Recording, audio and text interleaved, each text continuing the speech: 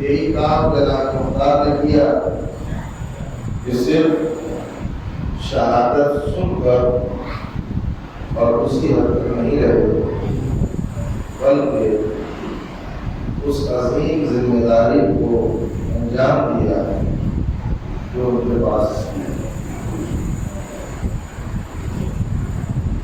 یہ واقعات پڑھنے میں اور سننے میں بہت آسان نظر آتے ہیں، لیکن اگر اور کیا جائے اور دور کے حالات کو دیکھا جائے تو بہت مشکل اور نہایت مشکل کام ہے۔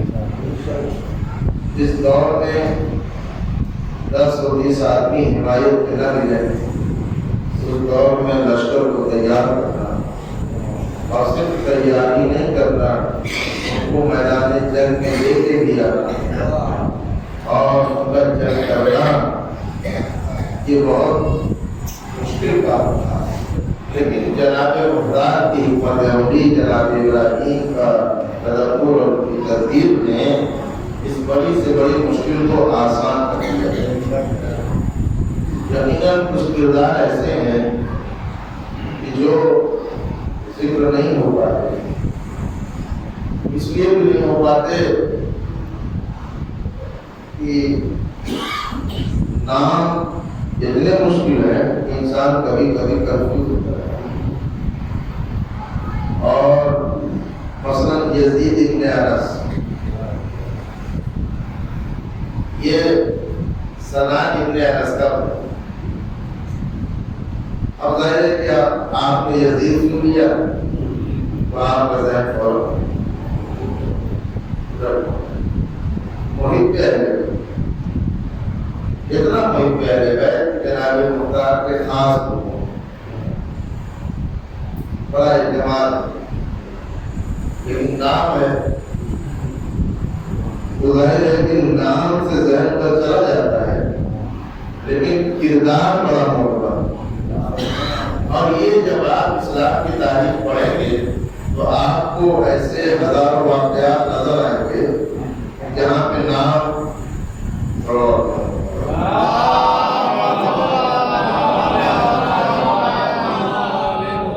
جہاں نام آپ کو عجیب لگے گا، خاندان آپ کو عجیب لگے گا، رشتہ آپ کو الگ لگے گا، لیکن حقیقت یہ ہے کہ وہ کردار طور پر اور ان کی کردار کی بلندی کا ہی سبب ہے کہ اللہ نے بھی ان کو قرآن میں جگہ دی، رسول کی زبان سے بھی ان کی تعریف نکلی اور مولا کے ذہن سے بھی ان کے قصیدے نکلے۔ رشتے اور خاندان کی بنیاد پر نہیں، کردار کی بنیاد، کردار بلند ہو تو آل محمد سینے سے لگاتے ہیں۔ یہاں سارا فوکس، ساری توجہ کردار کی، کردار اچھا بنائیے۔ کل میں نے آپ کی خدمت میں جملہ کہا تھا، ہم زبان سے دنیا کے ہر انسان کو خوش کر سکتے ہیں، اور جتنا چرب زبان ہو، شیریں زبان ہو، لچھے دار اونچی اونچی باتیں کرنے والا ہو، خوش کر دیتا ہے۔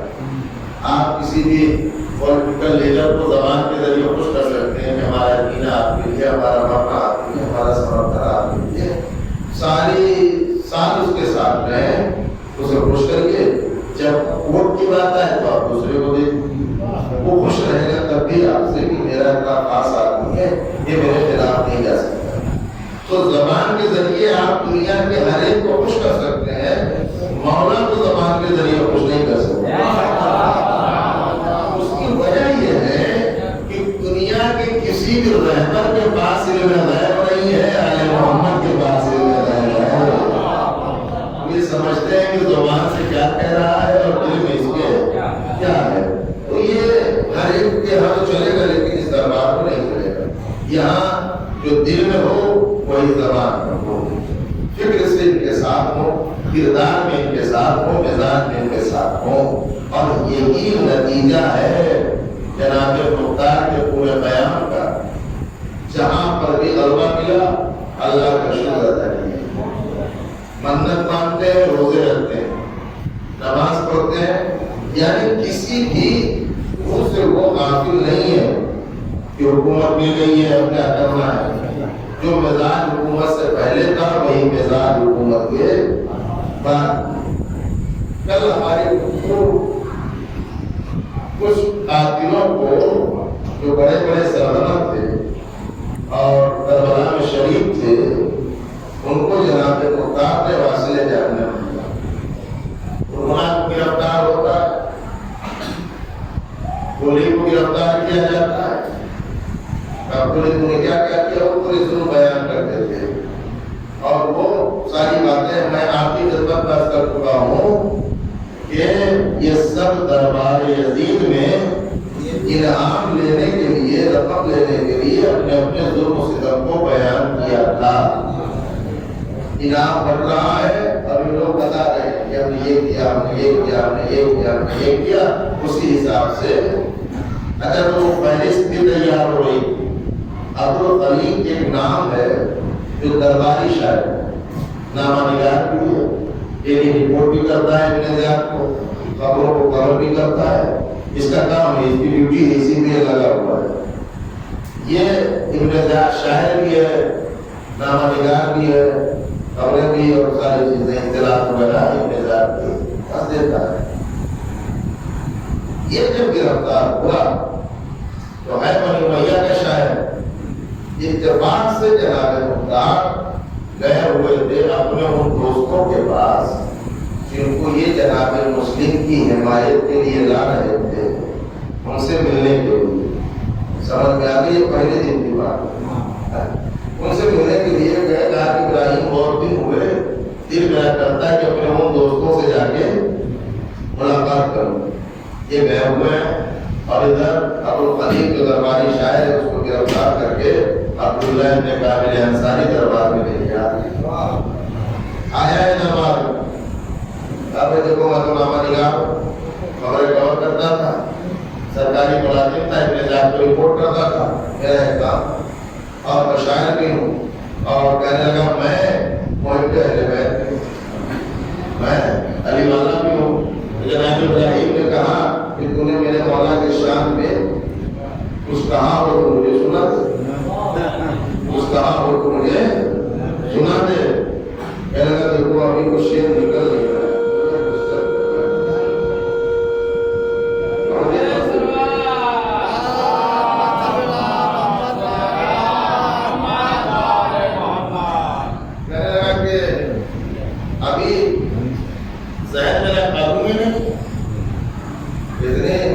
کے ساتھ مجھے گرفتار کر کے لایا گیا ہے. ابھی وہاں دماغ میں شعر آئی. جناب ابراہیم نے کہا اچھا تھوڑا آرام کر لے, پانی وانی پی لے, کچھ سنا دے. بیٹھا ہے دربار میں, سر پکڑے ہوئے اور کچھ تو سنا دے. کا شعر ہی نہیں نکل رہا, دہشت ہے. وہ سپاہی وغیرہ گرفتار کر کے لائے, بہت دیر ہو گئی. اچھا شعر ہو تو نکلے, کوئی شعر کبھی زندگی میں آل محمد کے لیے کہا ہو تو بیان کرے. اس کے پاس وہ لسٹ تھی جو کربلا میں قاتلوں کے ساتھ شہید ہوئے تھے, اس کے پاس پوری وہ لسٹ موجود تھی. اس سے وہ لسٹ بھی منگوائی گئی. اور چونکہ یہ بھی بنی امیہ کا ساتھی و شریک تھا, اسے بھی واصل جہنم کیا گیا, تو یہ اس سے وہ لسٹ ملتی ہے. اور ایک ایک کو چن چن کر جناب مختار کوفے کے اندر, جو کوفے سے باہر اپنے ذات کی بات رہے ہیں, ان کو ابھی تھوڑی دیر میں ہم لے کے چل رہے ہیں. تو کوفے کا جو معاملہ ہے وہ بالکل کلیئر ہو گیا. جتنے تھے سب کو واصل جہنم دیا.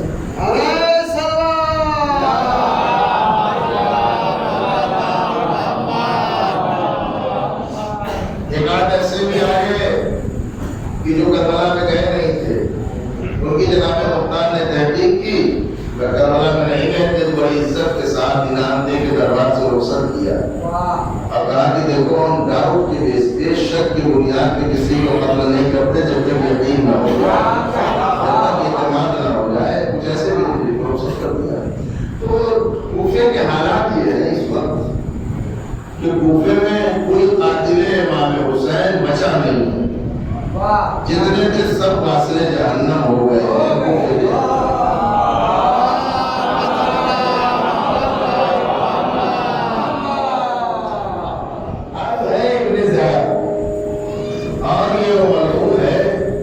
جو موصل میں موجود ہے، کل میں نے عرض کیا تھا کہ موصل جو ہے سیریا سے ملا ہوا شہر آج بھی موجود ہے، ISI کا بڑا مرکز رہا ہے، تو سیریا سے بالکل ملا ہے عراق میں، لیکن بارڈر جو ہے وہ سیریا کا ہے، قریب ہے۔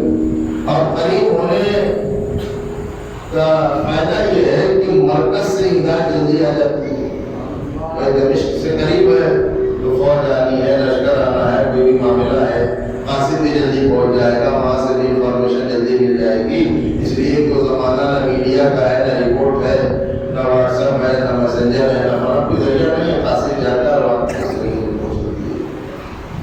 ادھر جناب مختار نے جناب ابراہیم کو بلایا اور بلا کے یہ کہا کہ کوفے میں تو کوئی بچا نہیں ہے، کوفہ کا معاملہ تو بالکل باغذاب ہے، سب اپنے اپنے ٹھکانے پہنچ گئے ہیں، لیکن ابھی ایک بڑا ملعون ہے ابن زیاد اور اس کے ساتھ حسین ابن نمیر اور اس کے ساتھ شیش ابن ربیع، یہ تین بڑے بڑے ہیں جو وہاں موجود ہیں اور حکومت کے کچھ پراہی میں موجود ہیں۔ صلوات محمد علیہ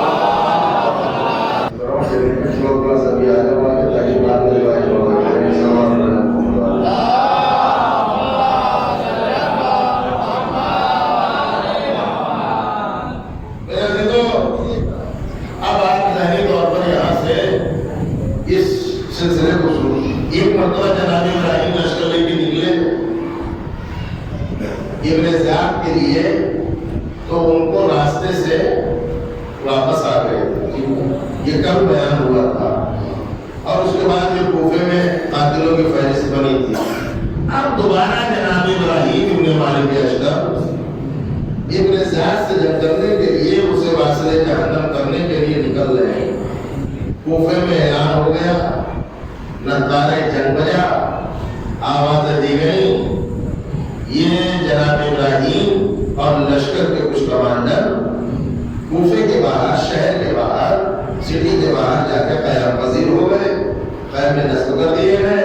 یہ ہوا کہ سب تیار ہو کے آئیے یہاں پر، لوگ آتے رہے، لشکر تیار ہوتا رہا۔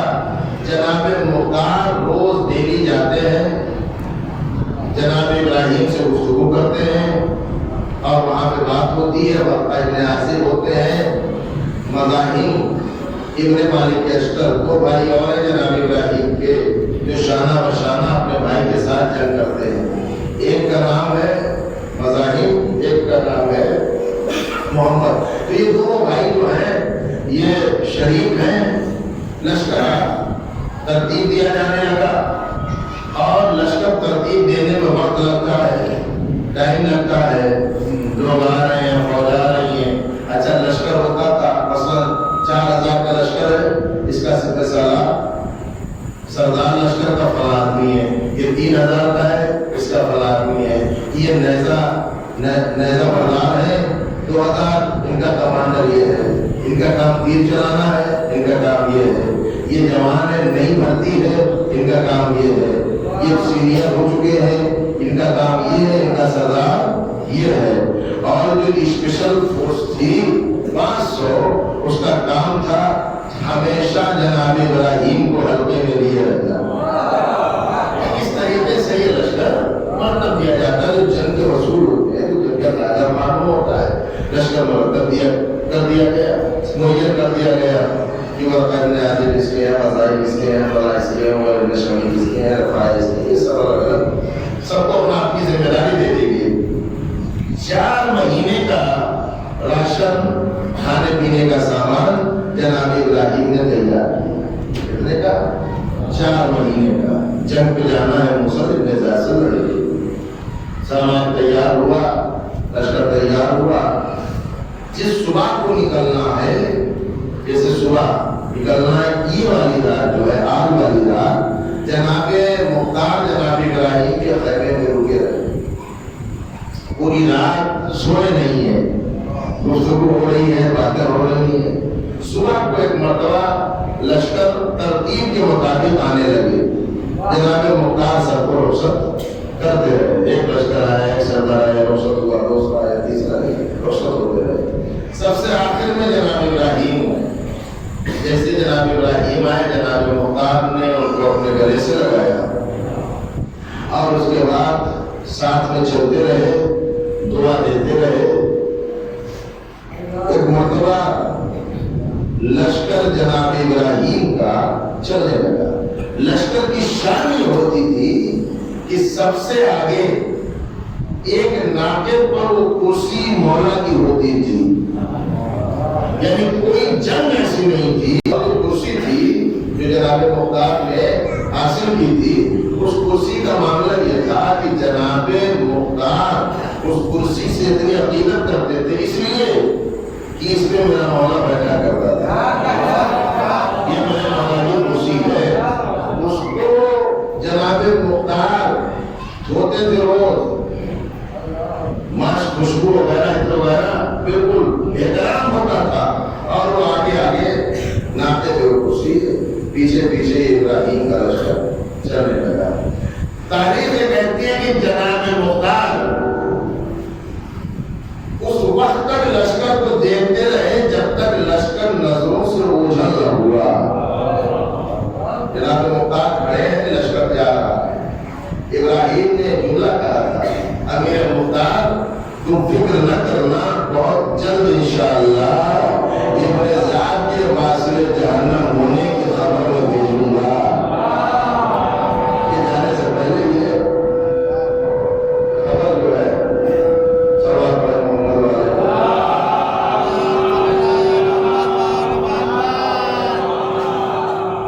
تو ادھر جناب مختار اس وقت لشکر کو دیکھتے رہے جب تک لشکر نظروں سے اوجھل نہ ہو گیا۔ ابراہیم کا یہ لشکر دریائے فرات کے کنارے کنارے چلنے لگا۔ ایک گاؤں ملا سب سے پہلے، وہ گاؤں ہے پکا دشمن اہل بیت، مشہور ہے دشمنی میں۔ ایک مرتبہ پکا ابن عاظم نے کہا یہ گاؤں والے جتنے ہیں واجب القتل ہیں، امام کی شان میں گستاخی کرتے ہیں، ان پہ حملہ کر دیا جائے پورے لشکر، پورے گاؤں پر۔ اب کہ ایسا نہ ہو کوئی اللہ والا بھی ان میں ہو، کوئی ایک آدھ ہو اور وہ بھی نہ مارا جائے، تو کہا کہ نہیں جائیے تحقیق کر کے آئیے، صاحبان کو بھیجا جائے، پوچھ کے آؤ، کوئی چیز خریدنے کے بہانے جاؤ اور جا کے دیکھو کہ ان کا ماحول کیا ہے کیا ہے۔ یہ وہاں پہنچا اور واپس پلٹ کر آیا۔ آگے کہتا ہے ابراہیم ان لوگوں کو تو ہمارے آنے کی خبر مل گئی اور وہ تو ہماری ناکامی کے لیے بدعا کر رہے ہیں، ابتداء کی کامیابی کے لیے دعا کر رہے ہیں۔ حکم دیا ابراہیم نے کہ پورے گاؤں کا محاصرہ کر لیا جائے، پورا گاؤں گھیر لیا گیا، کہا بھائی اب بھی ایمان لے آؤ، اب بھی سدھر جاؤ، لیکن وہ ماننے کے لیے تیار نہیں ہوئے۔ تو جب وہ تیار نہیں ہوئے تو ابراہیم نے وہیں پہنچایا جہاں وہ پہنچنے کے لیے تیار ہوئے۔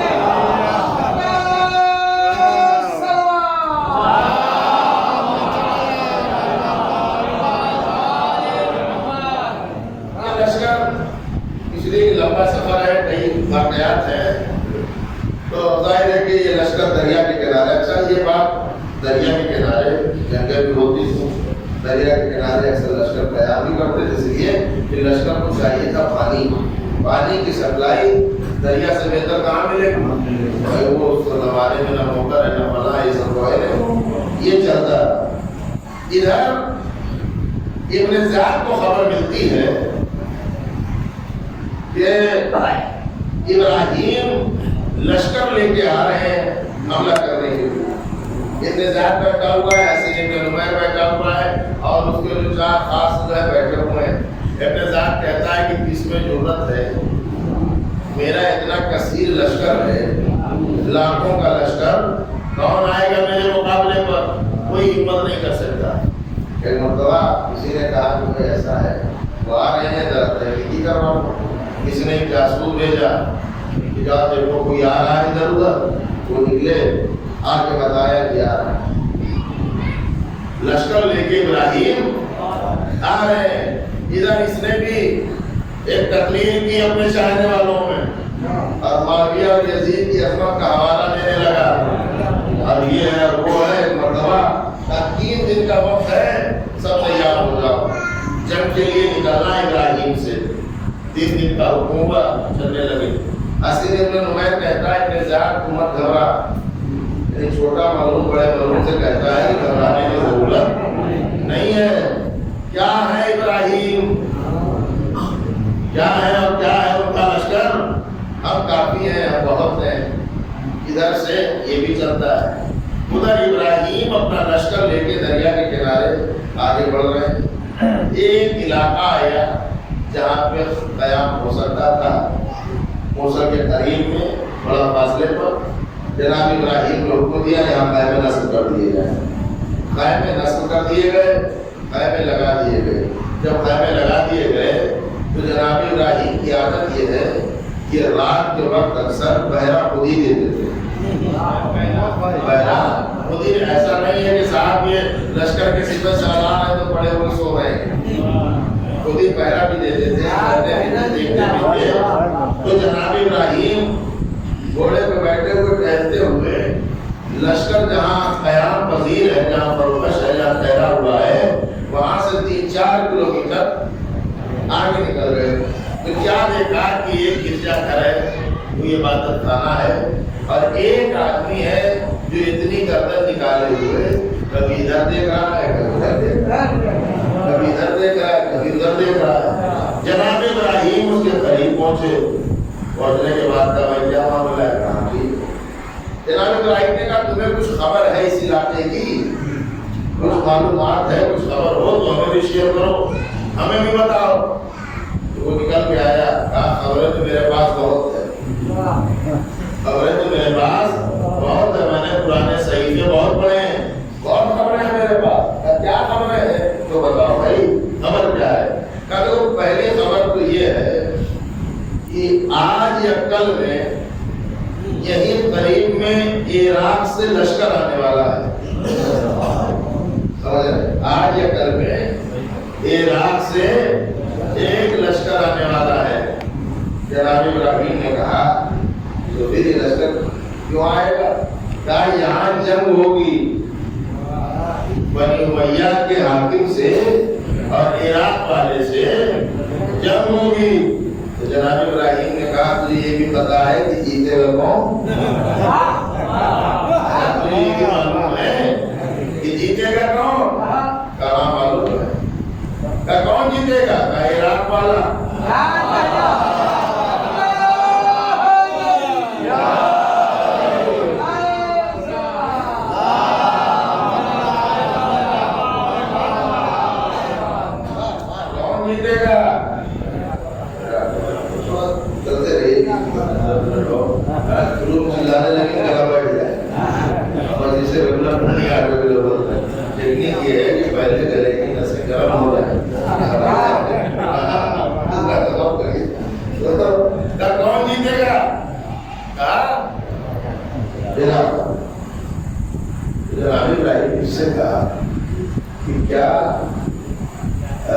یہ بتا سکتا ہے کہ وہ عراق والا لشکر ہے اس کا سپہ سالار کون ہے؟ اس کا سپہ سالار کون ہے؟ اور وہ لشکر جو ہے عراق والا وہ کس کے کمانڈ میں رہے گا؟ کون اس کا سردار ہوگا؟ کون اس کا چیف ہوگا؟ اس کا نام بھی بتا سکتا ہے؟ تو اس نے کہا کہ نہیں، نام تو نہیں بتا سکتا، ہاں اتنا اشارہ کر سکتا ہوں کہ اس کا نام شروع ہوگا الف سے، ختم ہوگا میم کو۔ اچھا جن کو اردو آتی ہے وہ سمجھ گیا، الف سے شروع ہوگا اور میم پر ہوگا۔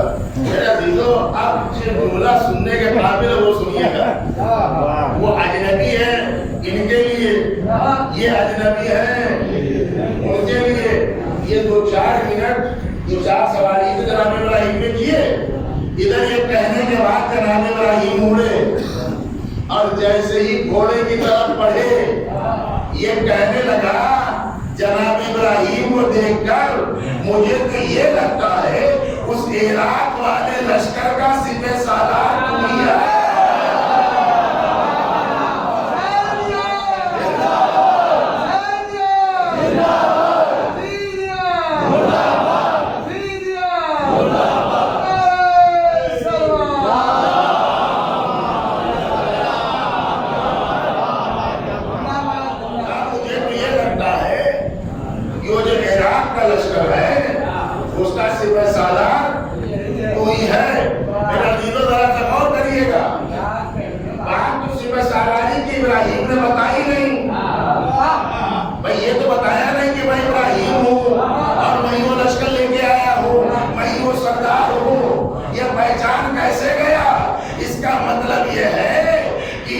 سردار اور سرداری اور حاکمیت بتانے سے نہیں ہوتی، کردار پیش کرنے سے ہوتی ہے۔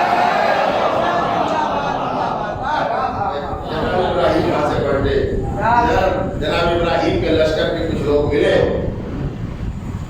جناب ابراہیم نے کہا کہ تمہیں کامیابی مبارک، کامیابی مبارک، پورا واقعہ بتا دیا، خوش ہوئے آئے۔ ایک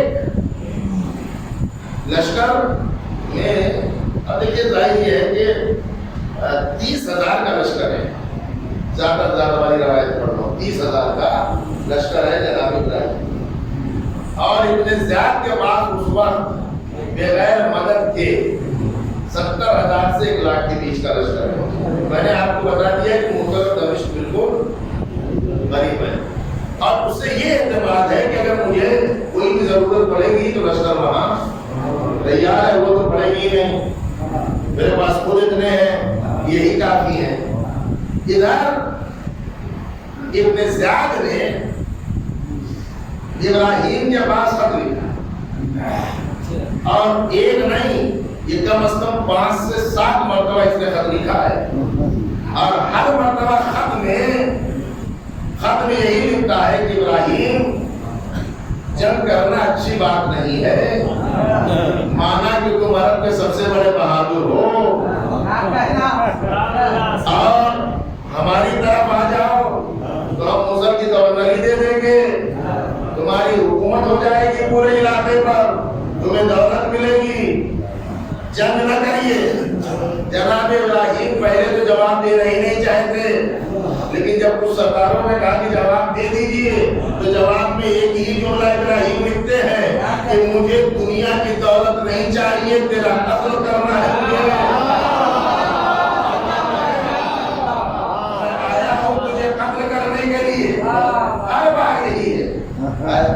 اچھا یہ بھی چاہتا نہیں لیکن جنگ کرے، حسین ابن نمیر کو زیادہ خطرہ ہے، اور وہی اس کے لشکر کا کمانڈر بنا ہوا ہے، پورا لشکر حسین ابن نمیر کے حوالے رہتا ہے۔ جنگ شروع ہوتی ہے، اور جنگ شروع ہونے سے پہلے اسی رات میں جس کی صبح میں جنگ ہونی ہے، جناب ابراہیم پھر لشکر کا معائنہ لے رہے ہیں۔ اچھا معائنہ کرتے کرتے تھوڑا سا دشمن کی طرف بھی بڑھ جاتے تھے۔ ایک شخص تھا جس پر جناب ابراہیم کی نظر تھی، اور نظر یہ تھی کہ اس نے مولا کی شان میں گستاخی کی تھی، مولا کے سر مبارک کے ساتھ میں، تو جناب ابراہیم کو پتا تھا کہ وہ بڑا آدمی ہے اور اس نے مولا کے سر کے ساتھ بےعدبی کی ہے، تو بہت دنوں سے اس کی تلاش کی کہ باقی جو جنگ میں ہوگا وہ تو ہوگا، لیکن یہ کہیں مل جائے، یہ کہیں مل جائے، کہیں اس کا پتہ چلے، کہیں یہ ملے۔ ایک مرتبہ جناب ابراہیم نے دیکھا کہ یہ جو رات کا پہرا دے رہا ہے اس کی طرف سے وہی ہے، اور ساتھ میں اس کے 200 سپاہی اور ہیں، ادھر 2 4 5 رہتے تھے۔ جناب ابراہیم نے اپنے ساتھیوں سے کہا مجھے اسے قتل کرنا ہے، مجھے اسے، کیونکہ وہ ملعون مجھے دکھائی پڑ رہا ہے اور بہت دنوں سے وہ میری نظر میں ہے۔ सिपाहियों लगा तो कोई बात नहीं, और सिपाही अपने बुला लेते हैं, लश्कर हमारा मौजूद है, बुला लेते हैं, कत्ल कर दिया जाए। कहीं बुलाने की किसी को जरूरत नहीं है, बुलाने की किसी को जरूरत नहीं है। और एक मरतबा जनाब इब्राहिम अकेले बढ़े, अच्छा गुमान होता ही नहीं था कि भाई इब्राहिम आएंगे, कोई सिपाही होगा, कोई होगा। जनाब इब्राहिम आगे बढ़े और आगे बढ़ने के बाद उसी से खिताब किया, फिलहाल मुझे तुझे कत्ल करना है, अगर जान बचा सकता है तो बचा दे। उसने चाहा कि मुड़ के भागूं, लेकिन जो 200 और थे क्या बेगैरती बेइज्जती कराएगा, आ गया चाहने में। जुमला याद रखिएगा, कभी झूठे के चढ़ाने में ना आना,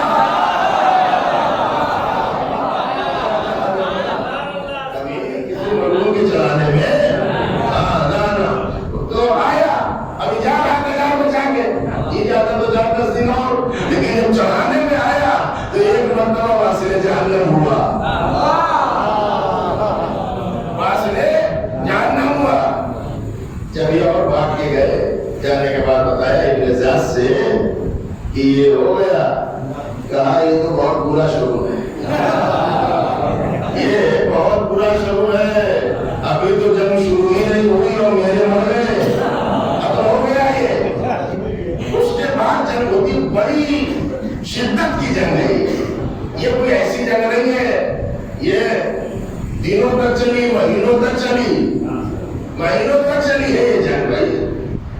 और हर बार जंग में कभी कभी ऐसा महसूस होता था कि उधर का पल्ला भारी है, कभी इधर का पल्ला भारी है। जंग होती थी, बड़ी शिद्दत की जंग, और एक एक करके इधर से निकल रहे, उधर से निकल रहे। अच्छा मर ज्यादा उधर रहे, इधर भी शहीद हो रहे हैं, ऐसा थोड़ी शहीद इधर भी हो रहे हैं, लेकिन वासिले जहन्नम उधर ज्यादा हो रहे हैं। अच्छा इसलिए इधर शहादत का मरने का अफसोस इसलिए नहीं है कि ये कोई नियत करके निकले हैं,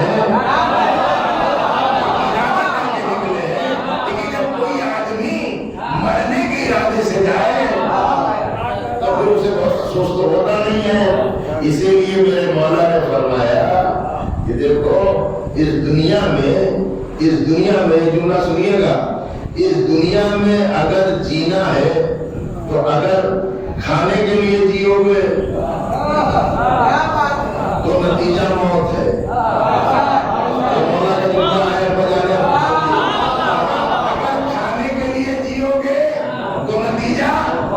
मौत है, और अगर मरने के लिए जियोगे तो नतीजा शहादत है।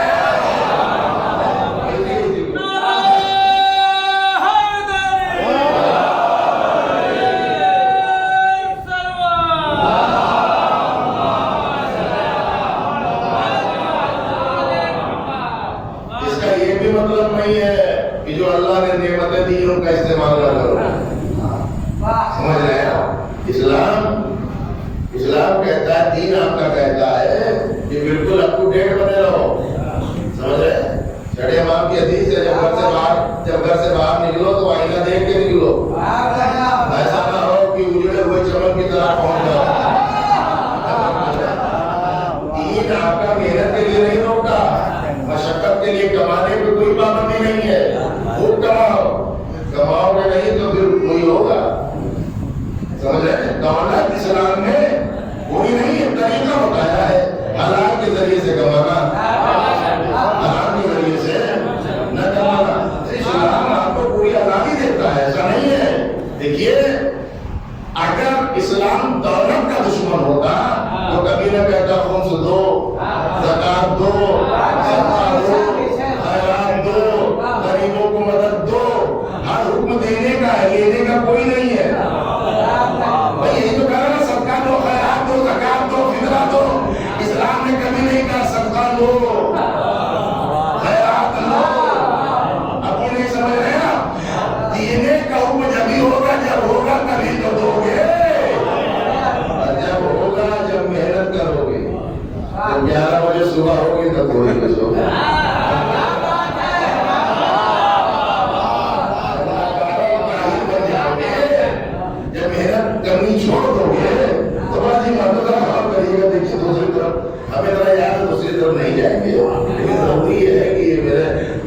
بھائی ہے ساتھ کے رہے، ان تک یہ میسج بھی تو پہنچے. کبھی یہ نہ سمجھ لیں کہ بھیا ہم مجلس میں آئے تو یہی کرنے بات ختم ہے. مجلس بھی عبادت ہے، نماز بھی عبادت ہے، اور اپنے گھر کو پالنا بھی عبادت ہے، اور مجلس کرنا بھی عبادت ہے. صرف نمازی عبادت نہیں ہے. ایسے نمازی پہ لعنت ہے جس کے بچے دوسروں کے ٹکڑے میں پل رہے ہیں. ایسی صدقہ اور ایسی تلاوت اور ایسی قرآن اور ایسی قرآن اہل بیت میں برا کیا ہے؟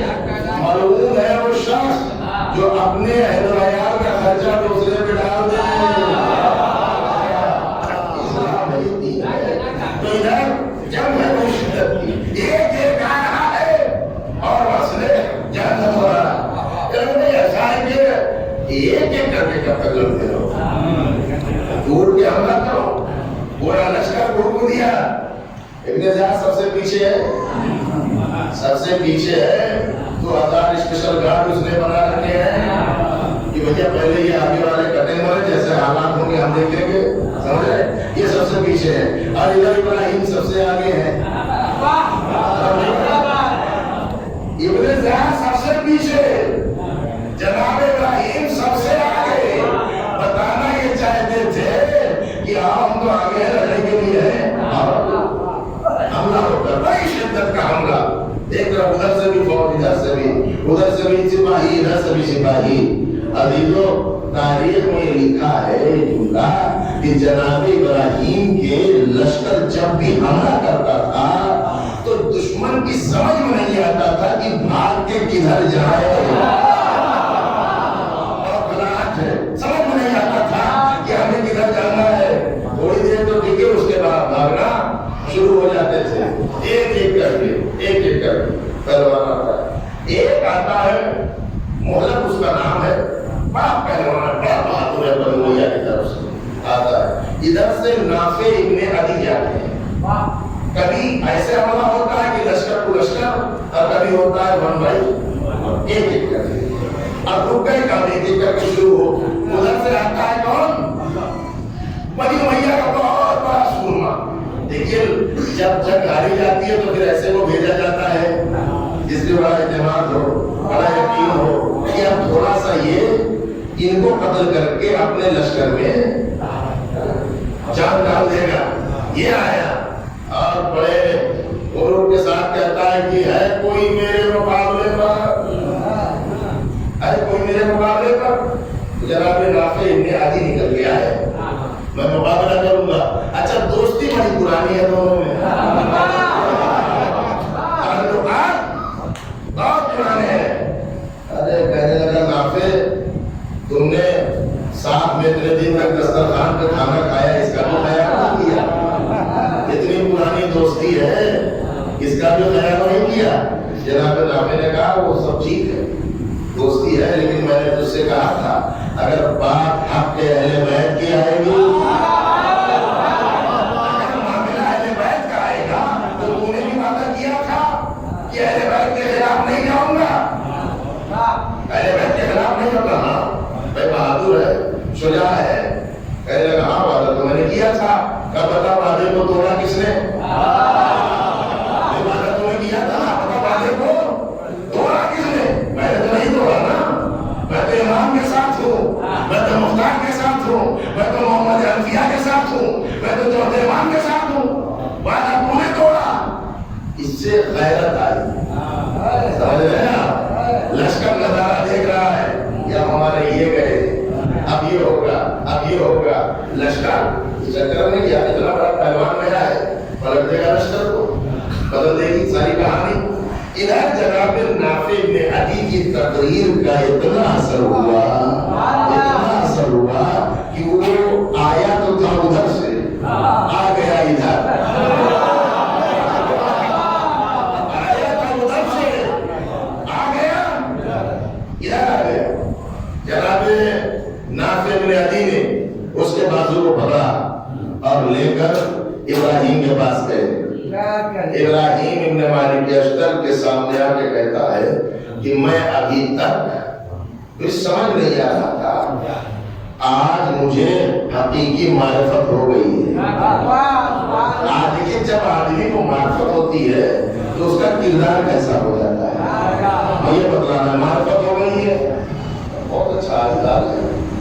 جناب ابراہیم نے کہا کہ خیمہ لگا آرام کریے، کہنے لگا ابراہیم میں آرام کرنے کے لیے نہیں آیا ہوں، آرام کرنے کے لیے نہیں آیا ہوں۔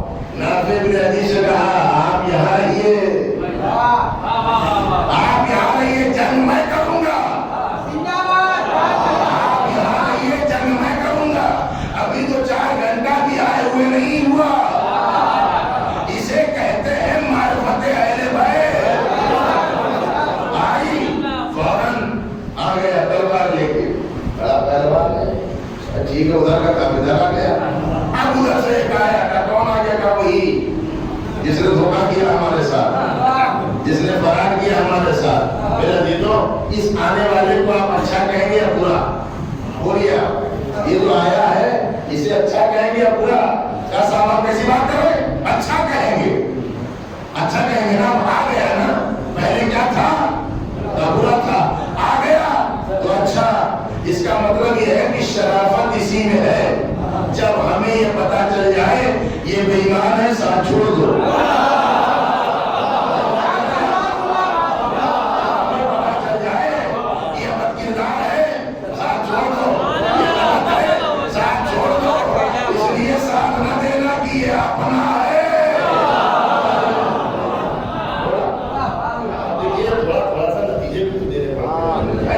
ویسے سنا دیں گے تو آپ نے سنا دیں گے، تو یہ تو ہمارا اختیار ہے نا، نتیجے ہے نا۔ تو اب یہ ادھر آ گیا، ادھر تھا، ادھر آیا، آیا تو تلوار لے کے پھر میدان میں آ گیا۔ جب آیا تو کہا بھائی کون آیا ہے؟ کہا وہی آیا ہے جو ابھی بھی گیا دھوکہ دے کے، تلوار لے کے آیا۔ اچھا وہ آیا، نام بڑا ہے، مشہور ہے، شجاعت میں، بہادری میں، پہلوان، 1000 روپے 2000 روپے ہے۔ کہاں کون جائے؟ اچھا جو تھوڑا بہت بڑے بڑے پہلوان کے لشکر میں ان کی اپنی ڈیمانڈ ہوتی ہے، ہوتی نہیں ہوتی، ڈیمانڈ ہوتی ہے، ہر ایک سے تھوڑی لڑیں گے، کوئی ہمارے قد کا ہے، کوئی ہمارے برابر کا ہے۔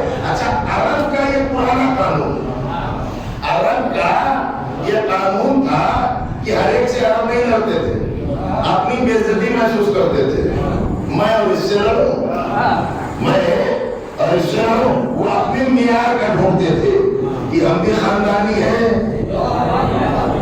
خاندانی ہو، ٹھیک ہے، اسی معیار کا ہو۔ تو بڑے بڑے بیٹھے رہتے تھے اندر، جاؤ کہا کہ چلو ایک کو پکڑا، کہا چلو دیکھیے 3 سال کی بات پھر نام یاد ہوں گے، سب نام لکھے ہیں تاریخ میں، ٹھیک ہے نا؟ ہاں تو یہ کمزوری ہے ہماری میرے بھائی، دن بھر یاد کرو، آتے آتے دماغ سے نکل جاتا ہے، واقعات رہ جاتے ہیں، نام میں کنفیوزنگ ہو جاتی ہے۔ تو آپ بھی نام کے چکر میں زیادہ نہ پڑیے، جب اس حافظے میں محفوظ ہو جائیں گے تو نام بھی پڑے جائیں گے۔ یہ گئے ایک آدمی گیا جو اس سے بھی تھوڑا سا سینئر تھا، چلو میں نے کہا کون آیا ہے پہلے یہ بتاؤ؟ کہا وہی جو یہاں سے گیا تھا وہ آ گیا، کہا وہ آیا ہے، چلو اس کو بھی دیکھتے ہیں۔ یہ آیا، آگے کہتا ہے او ملعون، تو نے امیر ابن زیاد کا ساتھ چھوڑ دیا، یزید امیر المومنین کا ساتھ چھوڑ دیا۔ ادھر سے وہ کہتا ہے تو ملعون، تیرا باپ اس پہ لعنت، تیرے باپ کے امیر پہ لعنت، تجھے پتا نہیں یہ حق ہے ادھر آل محمد ہے، ادھر حق ہے، ادھر حسین ہے، ادھر حق ہے۔ ایک مرتبہ جنگ ہوئی، آنے والا واسل جہنم، دوسرا آیا، وہ بھی آیا، وہ بھی گیا، 6-7 جب بڑے بڑے سورما آ گئے، اور جب یہ سب واسل جہنم ہوتے رہے تو کہا بھیا اس سے کیسے نمٹے، اس سے کس سے مقابلہ کریں، سب کو تو بھیج لیا ہے، اب کسے بھیجے؟ ادھر جناب ابراہیم نے نافع بن عدی کو بھیجا، جا کے مولب سے کہہ دو کہ واپس آ جائے، تھوڑی دیر آرام کر لے پھر چلا جائے۔ نافع آئے، آگے کہا ابراہیم نے ایسا ایسا کہا ہے. کہتا ہے کہ جا کے ابراہیم سے کہنا کہ میں سلام ان کو کر رہا ہوں, ان کی محبت کا شکریہ, میں خیمے میں بیٹھنے کے لیے نہیں آیا. جب تک میرے جسم میں جان ہے, جب تک میں یزیدیوں سے لڑتا رہوں گا,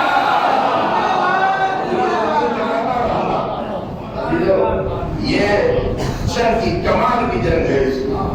ہزاروں کو واصل جہنم کیا طلحہ نے.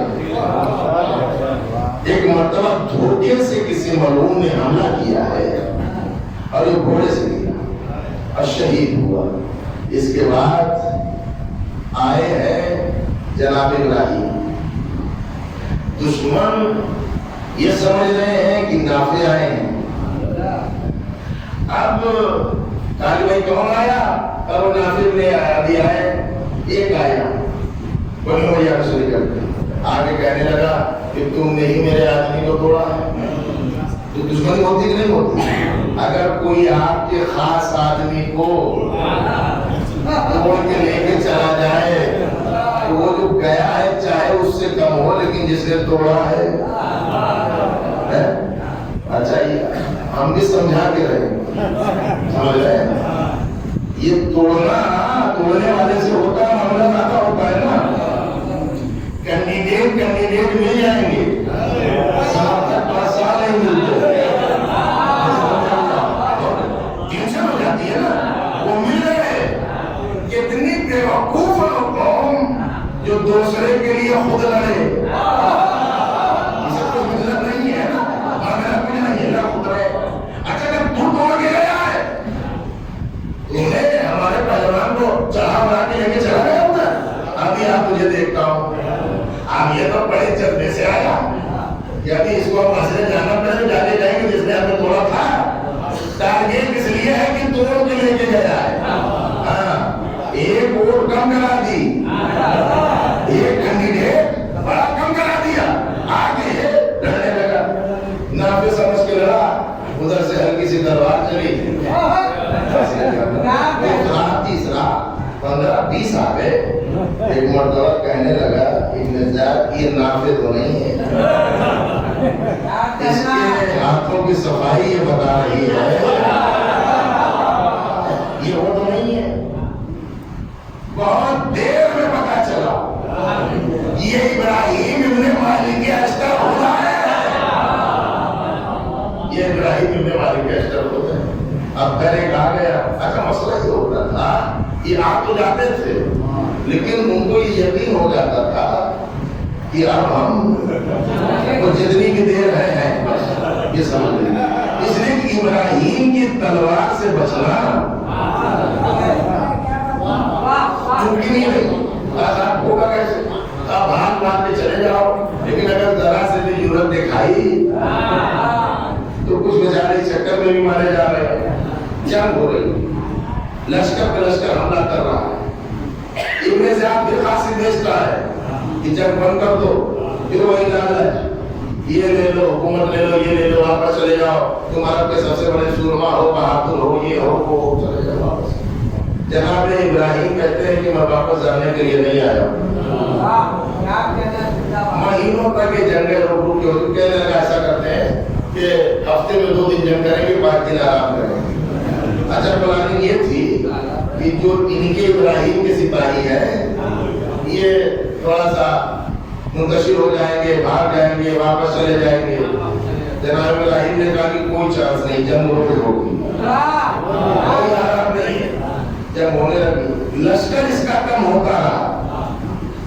انتہا یہ ہوئی یہ جا کر موصل میں اپنے آپ کو اس نے محصور کر لیا قلعے کے اندر. ابراہیم نے پھر خط لکھتا ہے, آج جنگ ہو گئی. پھر آتا تھا نکل کے جنگ ہوتی تھی. ایک واقعہ تاریخ کا بڑا عجیب ہے, وہ یہ کہ عمر ابن حاجب اس کا ایک خاص آدمی, اس نے دعوت کہ بہت دن ہو گیا دعوت کی. ابن زیاد کا آدمی عمر ابن حاجب, ابن ربیہ کا کچھ رشتے میں بھائی بھائی ملتا ہے, پیدا میں بنو امیہ سے ہی ہے. ایک امیر لڑتے لڑتے ہو گیا پارٹی ہو جائے. پارٹی تو سمجھتے ہیں, پارٹی ہو جائے. فوری چوکا ربڑ والے نہیں کھاتے, آدھی رات کا ناشتہ ہوتا ہے ان کا. آج بھی ان کی خوراک بہت ہے, 1400 برس پہلے کیسی رہی ہوگی, پورا باپ کھا گئے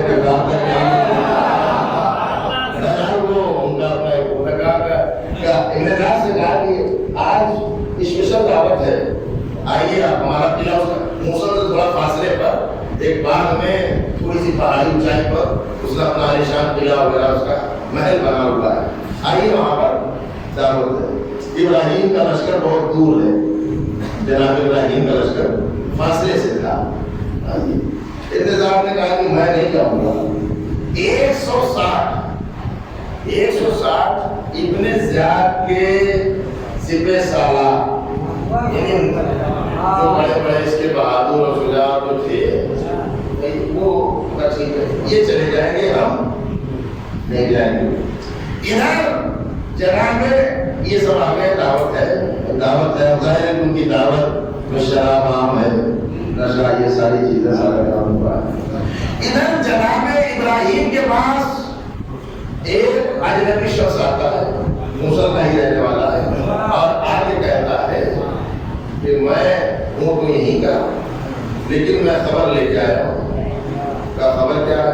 کا خبر یہ ہے کہ آج ابن زیاد کے 160 سپہ سالار عمر ابن حاجب کے قلعے میں دعوت کو رات میں رہیں گے. یہ خبر میں آپ کو ٹھیک ہے. کیا ضروری ہے کہ تیری خبر سچی ہو؟ کیا ضروری ہے کہ تیری خبر سچی ہو؟ جناب ابراہیم نے کہا کہ اس کو گرفتار کرو. لوگ کہنے لگا ابراہیم نیکی کا صلہ یہی ہے, میں تو آپ کو ایک اچھی خبر دے رہا ہوں اور آپ مجھے یہاں گرفتار کر رہے ہیں. کہا کہ اس وقت تک گرفتار جب تک کہ یہ صحیح انکوائری نہ ہو جائے کہ وہاں ہے کیا. اچھا اس لیے تو پھر کوئی بات نہیں, پھر 20-25 اور پہرے دار بٹھا دیجیے, اس لیے مجھے ڈر نہیں, اس لیے کہ میں سچا ہوں. میں خبر آپ کو دے رہا ہوں, وہ سچی خبر دے رہا ہوں, سمجھے آپ. سچے آدمی کی ایک علامت یہ بھی ہے کہ وہ مرنے سے ڈرتا نہیں ہے, وہ سچا ہے. ٹھیک ہے رکھا. رات کے بعد عشاء کے بعد جناب ابراہیم یہ جنگ 66 ہجری کی ہے, اور ربیع الاول, ربیع الثانی, رجب, شعبان کی مہینوں میں یہ سب معاملات چل رہے ہیں. جناب ابراہیم نے اپنے خاص جو سپہ سالار کو بلایا, جناب ورقا کو بلایا, اپنے بھائیوں کو بلایا, خود ہیں ایک دو کو اور کو بلایا, اور 500 سپاہی دیے. اس سے کہا کہ تو آگے چل, جس نے خبر دی, اس لیے راستہ وہی جانتا ہے, تو آگے چل. وہ آگے چلنے لگا. رات اندھیری, ہاتھ سے ہاتھ نہیں نظر آتا, بہت اندھیری رات ہے, اسی کے سہارے چلنے لگے. کچھ دور چلنے کے بعد ایک روشنی سی نظر آئی. دیکھا کہ دیکھو وہی ہے, جو روشنی نظر آ رہی. خیر چلتے رہے. جب وہاں پہنچے تو ایک مرتبہ تھا, یہ ہے, اس میں 160 ہے, دعوت کا اہتمام ہے, ساری چیزیں اسی کے اندر ہیں. جناب ابراہیم نے حکم دیا جتنے پہلے سپاہی ہیں پہلے ان کو وہاں سے جہنم کرو. لشکر پہنچا, وہ جتنے معلوم تھے ان سب کو قتل کرایا. ایک بچ کے دیوار پہ چڑھ گیا. جناب ابراہیم نے کہا کہ چڑھ گیا, اور اس نے جا کے اندر بتا دیا تو سارا معاملہ گڑبڑ ہو جائے گا. اب اوپر چل گیا. جناب ابراہیم نے اس کو ایک نیزہ مارا, اس نیت سے کہ یہ مرے بھی نہ, اور نیچے تک آ گیا. نیزہ لگا, وہ لڑک کر دیوار سے آ گیا. کون حالت خراب ہوئی, اچانک ایسا ہو گیا, سوچا کہ کیا ہو گیا یہاں پہ. کون آپ کون کہ بتا کہ تو کون. میں یہ محل میں رہتا ہوں, یہاں कर्मचारी हूँ, काम करने वाला आदमी हूँ। और ये महल मैंने भी बनाया है। इस महल के दरवाजों से मैं वाकिफ हूँ। 4 दरवाजे हैं, 3 मेन दरवाजे हैं और एक अंदर का रास्ता है जिसको मेरे अलावा कोई नहीं जानता। चाबियां भी मेरे पास होती हैं। आप तो बताइए, आप कौन है? रात के वक्त इस वक्त लश्कर लेकर आए। मैं इब्राहिम इब्ने मालिक अशरफ। जैसे ही इसने नाम सुना था, अल्लाहु अकबर,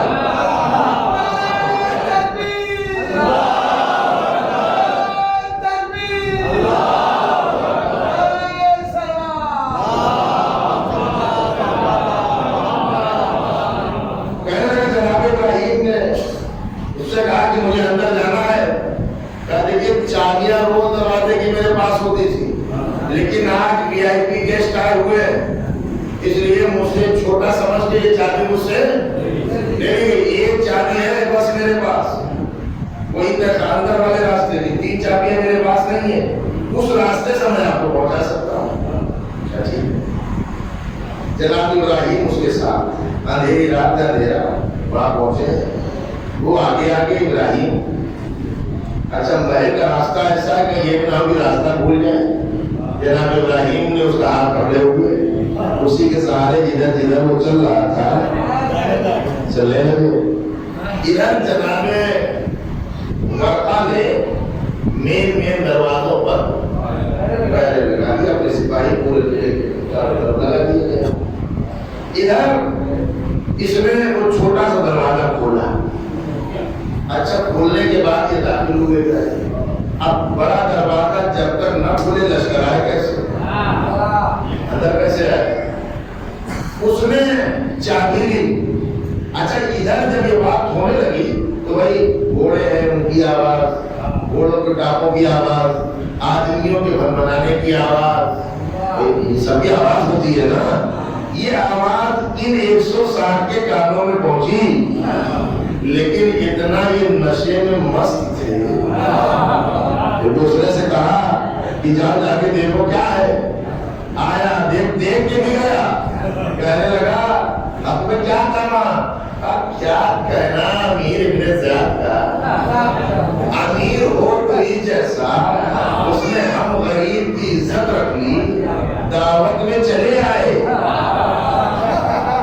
दावत में उसकी कहा दावत में, इसलिए इब्राहिम का तस्वुर दूर दूर तक नहीं है। इब्राहिम कहाँ आएंगे? तब क्या कहना है समीर की रही है। इधर ये बात हुई, उधर उसने वो दरवाजा वगैरह खोला। जनाब इब्राहिम ने तलवार चलानी शुरू की। जब तलवार चलने लगी ना, तो एक दूसरे से वो चिल्ला के कहने लगा, हमने क्या गलती कर दी?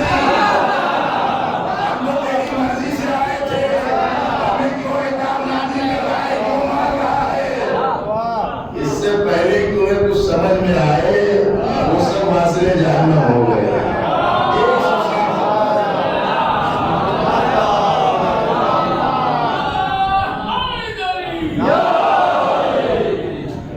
ये 160 इधर जनाब इब्राहिम बड़े इत्मीनान के साथ अपने लश्कर को लेके अपनी फौज में आ गए। सुबह फिर खत आता है इब्ने ज़ियाद का, इब्राहिम क्या तुम ये समझते हो कि हम कमजोर हो गए हैं? अब भी हमारे पास 50,000 है और अब भी बेहतर ये है कि आप चले जाएं, जंग न करें। यानी ताकतवर भी है और भी रहा है। ये अजीब ताकत है। कोई ताकत है तो जंग करो, ताकत भी है, घबरा भी रहा है। जनाब इब्राहिम ने कहा कि मैं जब तक तुझे न कत्ल कर लूं, मैं वापस नहीं जाऊंगा। जंग शुरू होती है, जंग हुई, हो ही रही थी, मोमिन कम होते रहे। भाई 20,000 का लश्कर था। एक मरतबा जंग के दरमियान जनाब इब्राहिम ने महसूस किया कि कोई लश्कर पीछे से आ रहा है, कोई लश्कर पीछे से आ रहा है। जनाब वर्का से कहा कि ऐसा तो नहीं है कि ये बनु भैया के एक लश्कर हमसे सामने से लग रहा है और एक पीछे से आ रहा है, उधर से भी लश्कर आप तो बीच में रह जाएंगे। बहरहाल वो लश्कर की परवाह किए बगैर से जंग कर रहे हैं। کہ جب وہ آئے گا تو دیکھا جائے گا۔ جب وہ لشکر قریب آ گیا تو 2000 فوجی یہاں سے نکالے، کہا جا کے وہ جو تازہ دم آ رہے ہیں ان کا مقابلہ کرو۔ ایک مرتبہ یہ آگے بڑھے، ادھر وہ لشکر دور ہے، ادھر یہ تیار ادھر وہ تیار۔ ایک مرتبہ ادھر سے آواز دی، بھیا تم ہو کون؟ کس کے سپاہی ہو؟ کہا ہمیں مختار نے بھیجا ہے۔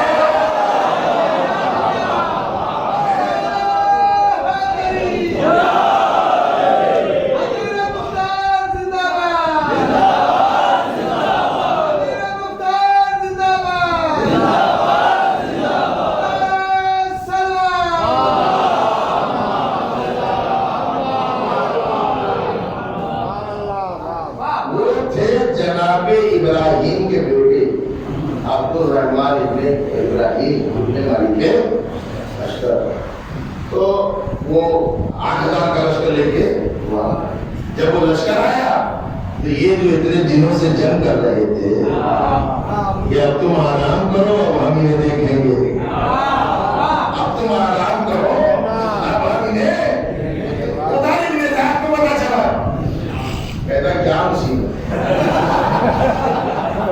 مصیبت کیا ہے نا، یہ جا رہے ہیں نئی مدد آ گئی، مدد آ گئی 8000 کی، کہتا ہے یہ عبد الملک ابن مروان ہے، انہیں ابھی تک خبر نہیں کہ ہم کس حال میں ہے، اور یہ مختار کے پاس کتنا لشکر ہے،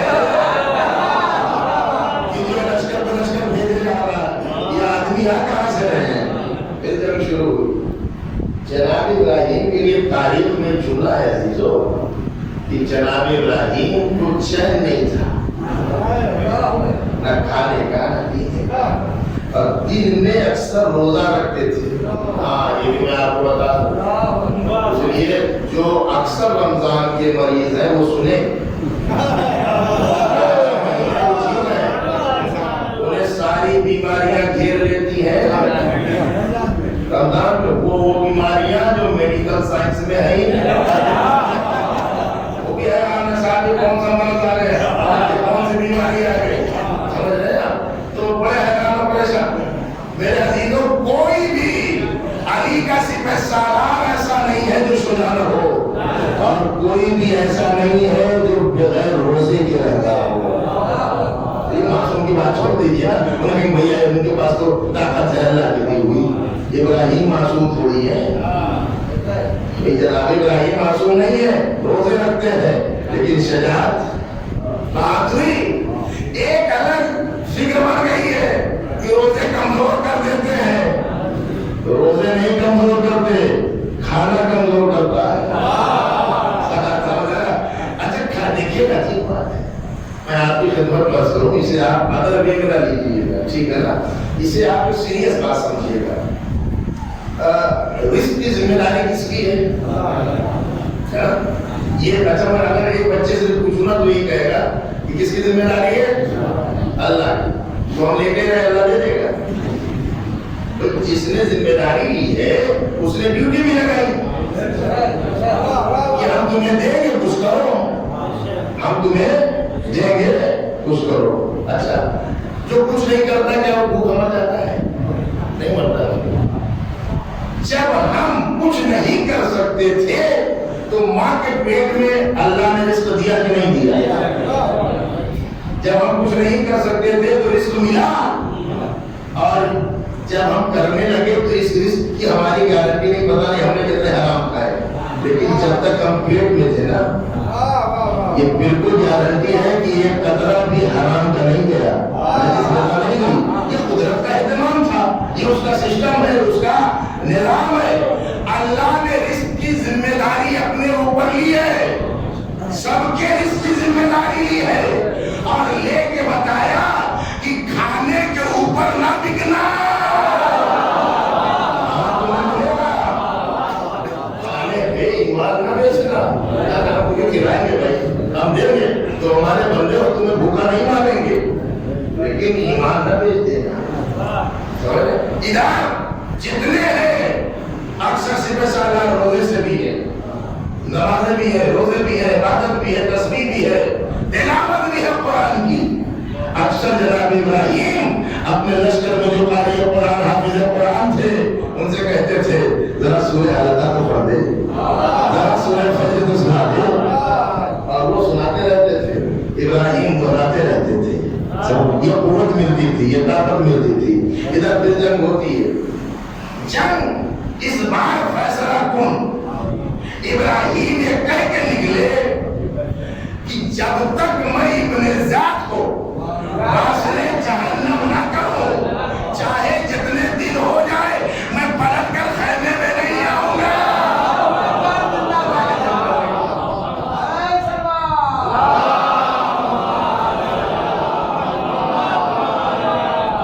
جنگ ہوئی بڑی شدت کے ساتھ، جب ہونے کے بعد جناب حسین ابن نمیر بھی واصل جہنم ہوا ہے، اور اس کو تو زندہ گرفتار کیا تھا، اس معلوم کو زندہ گرفتار کیا، شیخ ابن ربیع کو گرفتار کرنے کے بعد اس کو وہاں پہ قتل کیا۔ ابن ذات وہ قتل کیا، ابراہیم نے پلٹ کر آئے، کہا کہ میں نے ابن ذات کو قتل کیا، لاشوں کے انبار میں جا کے دیکھو، لاشوں کے ڈھیر لگ جاتے تھے، انبار کا تلاش کرو۔ اس کی تلاش کیا تھی؟ اس کی ران میں زخم تھا معلوم، اور روایت یہ کہتی ہے کہ وہ خون امام حسین کا قطرہ جو گرا تھا اور اس کی ران کو ہاتھ سے پار، اس میں تنفر، اس کو چھپانے کے لیے خوشبو وغیرہ بھرے رہتا تھا، لیکن دکھاوٹی خوشبو کتنے دن چلے گی؟ تلاش کیا جو معلوم ملا، وہ تینوں سر، تینوں معلوموں کے سر جناب ابراہیم نے خط کے ساتھ امیر مختار کو لکھا، اے امیر مختار، وہ مقصد جس کے لیے میں آیا تھا اللہ نے مجھے اس مقصد میں کامیاب کر دیا، اور میں نے ان قاتلوں کو واصل جہنم کر دیا۔ ادھر جناب ابراہیم کوفے سے نکلے ہیں مدائنہ، جناب مختار کوفے سے مدائنہ آ گئے، بہت دن ہو گیا ابراہیم کی خبر نہیں آئی، بہت دن ہو گیا ابراہیم کی خبر کو حاصل نہیں آیا، صبح ناشتے میں بیٹھے ہوئے ہیں۔ مختار نے اپنے چاہنے والوں سے کہا کوئی پر گزر رہی ہے، میرا دل کہتا ہے کوئی خوشخبری آنے والی ہے، خوشخبری آنے والی ہے۔ ابھی یہ باتیں ہو ہی رہی تھی، قاصد آیا، تینوں سر سامنے رکھے، مختار نے اپنے جوتے سے سر پہ لات ماری، کا ملعون آج دیکھ تیرا حشر کیا ہو رہا ہے۔ طاقت پہ غرور تھا، اپنی سلطنت پہ ناز تھا، یہ قدرت کا فیصلہ ہے۔ اس سانپ کا عذاب بھی دنیا میں اللہ نے اس کے اوپر نازل کیا، اور اس طریقے سے ابراہیم نے جو خط لکھا، کہا میرے لیے کیا حکم ہے، دوبارہ آؤں یا مسلح رہوں؟ جناب مختار نے کہا کہ آپ مسلح قیام کریے۔ یہ جناب ابراہیم اور جناب مختار ایک کردار ہے جو بیان کرنا بہت ضروری ہے، اور اس کردار کا نام ہے جناب محمد حنفیہ۔ جناب محمد حنفیہ کے لیے میں نے کئی باتیں آپ کی خدمت پیش کیا۔ جناب محمد حنفیہ کی کلائیوں میں اتنی طاقت تھی کہ لوہے کی ضرب کو ایسے توڑ دیتے تھے۔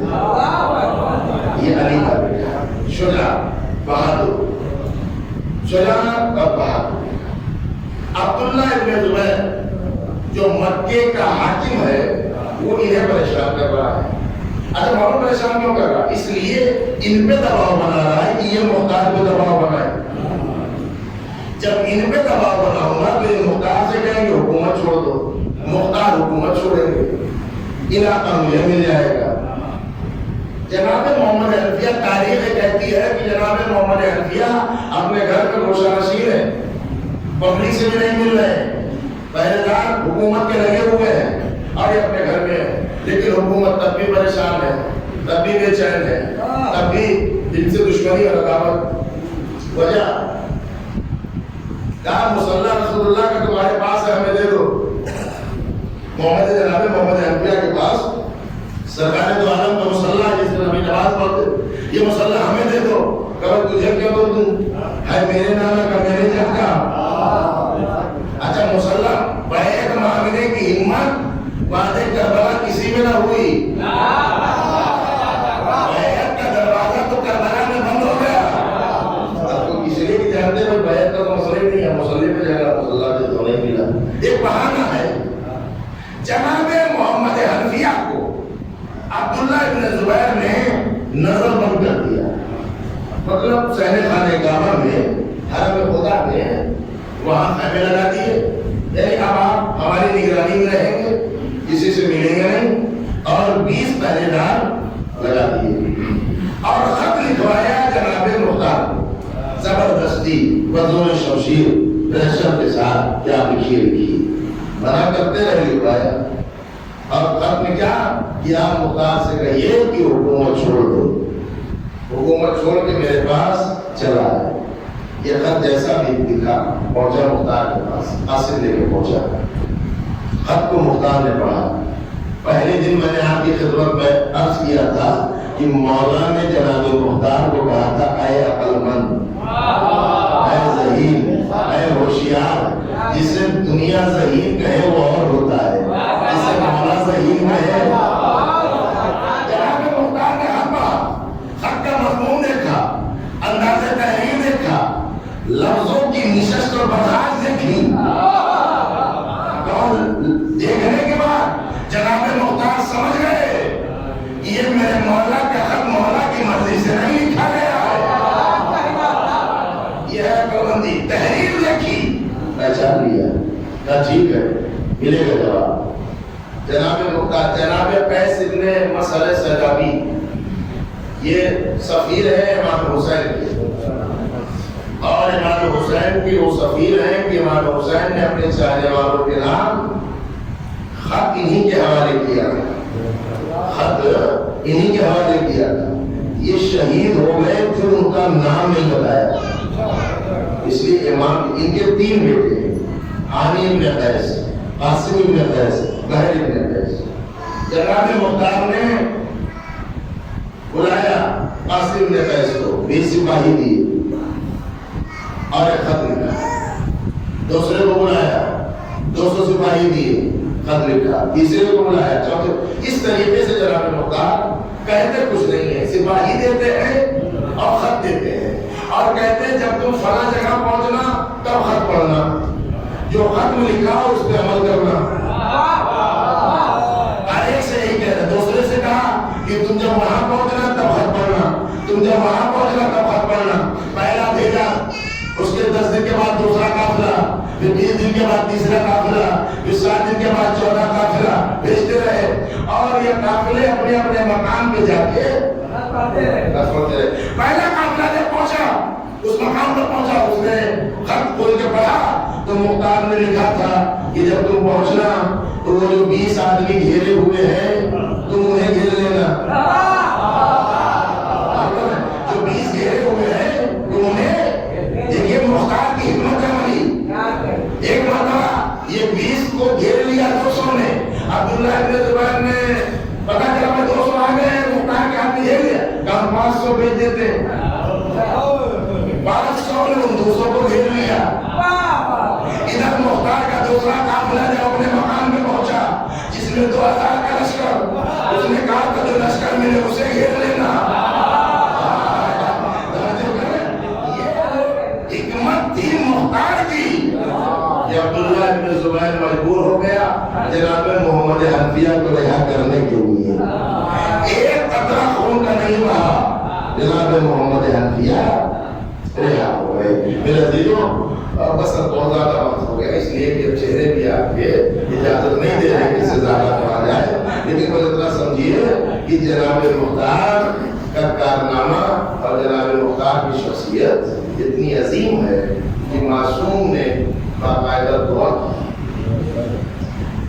بنی ہاشم کے حالات اتنے نازک تھے، اس لیے ساری حکومتیں دشمن اذیت گھروں کو بنوایا ہے جناب مختار نے، بڑا خیال رکھا ہے، اور وہ وقت نہیں ہے کہ میں اس کا تذکرہ کروں کہ جناب مختار کے دور میں سادات جب کوفے میں آئی ہے تو جناب مختار نے ان کے ساتھ کیا کیا کیا ہے، اس کی سردار سے کیا۔ ابھی تو مسئلہ یہ ہوتا ہے کہ ہم 10 دن میں اتنی سے نہیں فرصت پاتے، باقی ہم انتظامیہ اور جناب مختار کے سسٹم پر تو گفتگو جب کریں جب اس سے فرصت کے لیے نہیں پورا ہوتا۔ 35 صفحے کا واقعہ ہے، کتنا خلاصہ کرو؟ اگر خلاصہ بھی کرنا ہے، آپ کی کیفیت بھی دیکھنی ہے، اپنا بھی معاملہ دیکھنا ہے، وہ ساری چیزیں ہوتی ہیں، لیکن میں اتنا سمجھیے کہ اتنا عظیم کردار ہے، یہ ظاہر ہے جسے معصوم دعا دیتے ہیں اس سے بلند کون ہوتا، جسے علی اپنی گود میں اٹھائے، سینے سے لگائے، اس سے عظیم کردار تاریخ میں تھا جناب مختار۔ قید میں رہے، بند میں رہے، صحبتیں رہی، مصیبتیں رہی، لیکن حوصلہ نہیں ٹوٹا۔ میرے عزیزوں، ہم اور آپ جناب مختار سے عقیدت رکھتے ہیں، ہمارے بھی حوصلے نہیں ٹوٹنے چاہیے، جسم نہیں ٹوٹنے چاہیے۔ یہ حوصلہ صرف اسی میدان میں نہ رہے، علم کے بھی میدان میں رہے، عمل کے بھی میدان میں رہے۔ اس لیے کہ جاہل ہے وہ علی کا دشمن ہے، جاہل اہل بیت کا جاہل، اس لیے کہ جاہل کے یہاں یا تو افراط ہوتا ہے، تفریط ہوتی ہے۔ محبت کرے گا تو اس سے بڑا مولا ہی کوئی نہیں، اور چھوڑ دے گا تو اس سے بڑا افراط تفریط، یہ اعتدال ہونا چاہیے۔ عزیزو، مجھے بڑا احساس ہے کہ ابھی تک میں مسائل بہت زیادہ نہیں پڑھ سکا، اس کی وجہ ہوتی تھی، لیکن سوچ رہا ہوں کہ آج کم از کم ایک دو روایتیں آپ کی خدمت میں پیش کی جائیں، اس لیے کہ قافلہ تو یکم سفر کو شام میں آ چکا ہے۔ دیکھیے بڑے واقعات ہیں، کربلا سے کوفہ سے شام، یہ جو سفر ہے اس میں درمیان میں بڑے واقعات آئے ہیں، بڑے شہر پڑتے ہیں، بستیاں پڑتی ہیں، لوگ ملتے ہیں، کچھ بستیوں میں استقبال ہوتا ہے، جشن منایا جاتا ہے، کچھ بستیوں میں سیاہ پرچم بھی نصب ہیں، جہاں جیسے چاہنے والے ہیں، جہاں بیوی پہ رونے والے بھی ہیں، آل محمد کی مصیبت پہ آنکھیں اشکبار بھی ہو رہی ہیں، وہاں آپ کی شہزادی ہاتھوں کو اٹھا کے دعا بھی کر رہی ہیں۔ عزیزوں، یہ جو قافلہ اسیروں پر جا رہا ہے، اس نے نہ جانے کتنوں کو متاثر کیا ہے، اپنی طرف کھینچا ہے۔ صحابی ہے مولا علی، دیکھیے کوفے میں ایسا نہیں میرے عزیزوں، شہزادی زینب اسیر ہیں، سر پہ رضا نہیں، وارثوں کے سر موقع اعظم پہ بلند ہے، ایسے میں دنیا کی کوئی عورت اپنے حواس کو قابو میں نہیں رکھ پاتی، مصیبتیں جب آتی ہیں تو بڑے سے بڑے مرد کے پیر اٹھ جاتے ہیں، لیکن شہزادی زینب خاتون اتنی ثابت قدم رہی کہ بارے کربلا ایک لمحے کے لیے کہ زینب نے کوئی غلط فیصلہ نہیں لیا۔ مسائل کی شدت ہے، عموم ہے مسائل کا، لقب ہے بی بی کا عموم مسائل، لیکن اس کے باوجود بھی زینب کی دوردشی، شہزادی کی وسیلہ، بی بی نے حکمت عملی سے کیسے کام لیا، زمانہ سیکھے۔ عزیزو، وہ جو صحابی مولا کا کوفے میں جب ابن زیاد اپنے دربار میں فخر و بہار کر رہا ہے تو اس نے وہیں دربار میں کھڑے ہو کر روک دیا کہ تو اولاد رسول کو قتل کر کے فخر کر رہا ہے۔ ابن زیاد کہتا ہے کہ تیری اتنی ضرورت میرے دربار میں بول رہا ہے، کہا میں 100 بار بولوں گا، میں علی کا صحابی ہوں۔ حکم دیتا ہے معلوم کہ ایک بزرگ جو اس کو قتل کر دیا جائے، تاریخ کہتی ہے اس کے قبیلے والوں نے گھیر لیا، دربار میں کھڑے ہو گئے، کہا ہم اپنے بزرگ کو قتل نہیں ہونے دیں گے، اس کو دربار سے حلقے میں قتل لے کے آئے۔ ایک بچی ہے، صفیہ اس کا نام ہے، یہ صحابی ہے، نابینا ہے۔ ایک مرتبہ گھوڑوں کے ٹاپوں کی آوازیں سنائی دی، بچی نے کہا بابا لشکر آ رہا ہے گھر کی طرف۔ ایک مرتبہ آنکھوں سے دکھائی نہیں دیتا نا، لیکن کہتا ہے بیٹی ذرا مجھے تلوار لا کے دے، بیٹی ذرا مجھے تلوار لا کے دے۔ بیٹی کہتی بابا آپ گھر میں چھپ جائیے، लश्कर बड़ा है, आप अकेले हैं, छूट जाइए। कहा बेटी मैं अली वाला हूँ, मैं छूट नहीं सकता। आंख दिखाई नहीं दे रहा है, ज़ईफ है। एक मर्दा तलवार ली और अपनी बेटी से कहा बेटी बस मुझे इतना बताते रहना कि लश्कर किधर से आ रहा है, किधर से आ रहा है। बच्ची साथ में है, बच्ची कहने लगी बाबा इधर से आ रहा है। उधर हमला करता है तो लाशों की लाशें लग जाते हैं। बच्ची कहती है बाबा इधर से, बाबा उधर से, ये जंग कर रहा है। अजीजों जंग करते करते जख्मी हो गया, गिरफ्तार किया गया, इसकी बच्ची को कत्ल कर दिया गया। मेरे दरबार में मेरे साथ कहता है कि तुमने इतनी जुर्रत की मेरे सामने बोलने की। कहा अब भी बोलूंगा और जब तक जिंदा रहूंगा बोलूंगा। मैं अली का साहबी हूँ, अली का चाहने वाला हूँ, मैं कत्ल होने से नहीं डरता। और दरबार में खड़े होकर चूल्हा कहता है कि मैंने अल्लाह से दुआ की थी कि परवरदिगार मुझे शहादत की मौत देना, शहादत की मौत देना और उसके जरिए से मैं शहीद हूँ। जो जमाने का सबसे बड़ा मलून है, सबसे बड़ा मलून है। अजीजों ये किरदार है, ये काफिला कूफे से शाम में आया, दरबार है यजीद मलून का। यजीद ने सफरा को, सफीरों को बुला रखा है, हर मुल्क से मेहमान बुलाए हुए हैं। उसने अपने जश्न में शरीक करने के लिए जो हुसैन को कत्ल किया है। अजीजों मैं आपकी खिदमत में जुमला अर्ज करूं शहजादी ज़ैनब से। ये तो आप सुनते हैं ना कि सैयद सज्जाद से पूछा गया कि आपने ज्यादा जुल्म कहा हो तो मौलाना शाम कहा। यही ठीक सवाल किसी ने आपकी शहजादी ज़ैनब से पूछा है बेटी ज़ैनब आपको सबसे ज्यादा मुसीबत कहाँ हो पड़ी। मेरे अजीजों सुनेंगे, बीवी ने न करबला का नाम लिया न किसी शहीद को, बल्कि बीवी कहती है सबसे ज्यादा मुसीबत मुझे उस वक्त पड़ी कि जब यजीद के दरबार में नामहरमों के मजमे में अश्कियाँ मुझे लेके गए। अभी सफीर रूम है, एक मर्तबा सर हुसैन तश्त के सामने रखा है, सारे बैठे हुए हैं। अली की बेटियां हसीन है दरबार में, बीवियों के सरों पे चादर नहीं है। एक बीवी के पीछे दूसरी बीवी है, जनाब फिजा सबसे आगे है, रूम का सफीर है। उसने सर को देखा और सर को देख के कहता है यजीद ये किसका सर है, ये किसका सर है।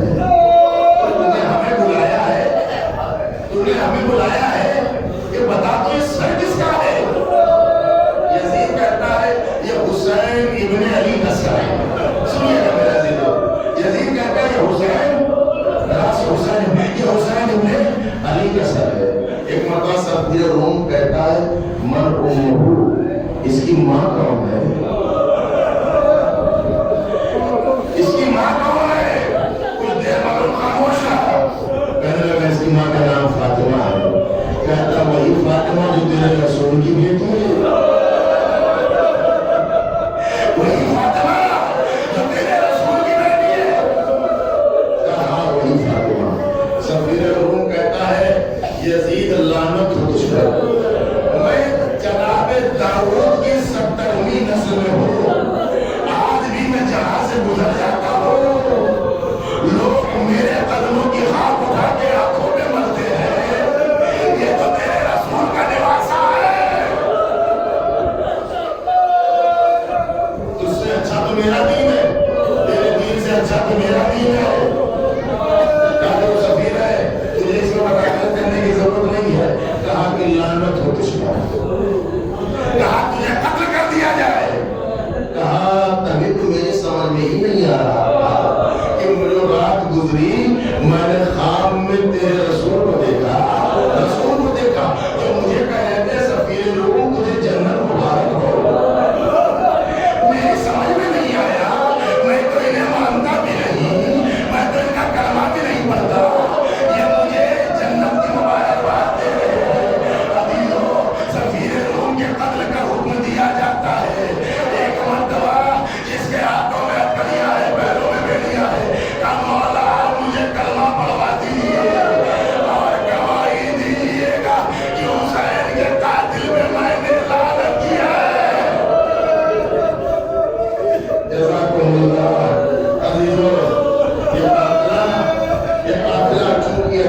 زندان میں ہے، قید خانے میں ہے نا یہ قافلہ، قید خانے میں یہ قافلہ ہے ہند، جس کی میں تفصیل فلاں کر سکتا۔ ہند اس گھر کی کنیز ہے، وہ کیسے کنیز بنی پھر کبھی انشاءاللہ، لیکن اس وقت وہ زوجہ ہے یزید ہند۔ اس نے خواب دیکھا، خود اس نے خواب دیکھا کہ خواب میں کچھ بیویاں ہیں جو اتر رہی ہیں، اور ایک بیوی ہے جو درمیان میں ہے، جو سنبھل نہیں پا رہی ہے۔ کچھ بیویاں جو حلقے میں لیے ہوئے ہیں، اس بیوی کو سنبھال رہی ہے، اس بیوی کو سنبھال رہی ہے۔ یہ پوچھتی ہے یہ کون بیوی ہے جو سنبھل نہیں پا رہی؟ کہا تجھے نہیں پتا، یہ حسین کی ماں ہے، یہ حسین کی ماں ہے، اس کا بیٹا کربلا میں قتل کر دیا گیا، بیٹیاں اسیر ہیں۔ عزیزو، ایک مرتبہ ہند کہتی ہے کہ مجھے قیدیوں سے ملنا ہے، بیویوں سے ملنا ہے۔ ایک مرتبہ ہند اپنے گھر سے چلی، اس لیے کہ یزید کی زوجہ ہے نا، تو کرسی ساتھ میں جانے لگی، قمیضیں ساتھ میں اور عورتیں ساتھ میں، حلقے میں لے جا کے وہاں بٹھایا گیا جہاں شہزادیاں بیٹھی ہوئی تھیں۔ کرسی بچھا دی گئی، ہند کرسی میں بیٹھی۔ جناب زینب نے کہا بہن میں کلثوم دیکھتی ہو یہ کون ہے؟ بہن تم نے پہچانا ہی کون ہے؟ کہا یہ تو ہی ہے، یہ تو ہماری کنیز ہے۔ عزیزو، ایک مرتبہ ہند کو دیکھا لیکن بیوی نے سر جھکا لیا، سر جھکا لیا، نگاہیں نہیں ملائی۔ ہند آگے کہتی ہے اے بیوی میں تم سے بات کرنے کے لیے آئی ہوں، میں تم سے گفتگو کرنے کے لیے آئی ہوں، تم کون ہو؟ آنکھیں تو ملاؤ، مجھے دیکھو تو صحیح۔ بیوی نے فرمایا تجھے جو بات کرنی ہے کر لے، ہم جواب دے دیں گے، ہم جواب دے دیں گے۔ ہند پوچھتی ہے کہ آپ کہاں کے رہنے والے ہیں؟ بیوی نے فرمایا مدینے کے۔ مدینہ عربی میں شہر کو کہتے ہیں نا، مدینہ۔ کہا کس مدینے کے، کون سے مدینے کے؟ شہزادی نے فرمایا مدینہ رسول اللہ، رسول کے مدینے کے۔ ہند کہتی ہے اس مدینے میں کس محلے کے؟